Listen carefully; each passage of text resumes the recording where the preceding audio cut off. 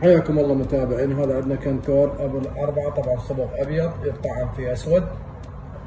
قياساته ارتفاع 2 متر. العرض مالته النزال، الغمج مالته النزال يصير 60 سنتيم ستاندر.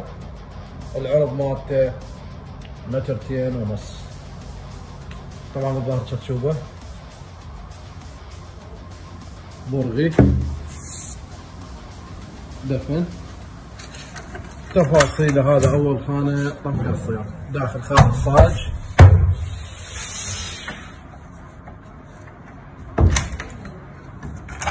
الخانه الوسط تصير باب سرقي، 3 طبقات ويا الارضيه 4.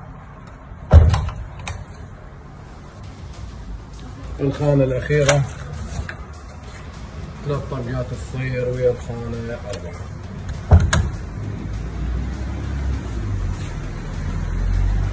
كالعادة يستفسر رقم اسفل الفيديو، تقدر تواصلنا واتساب، وكل الهلا بكم.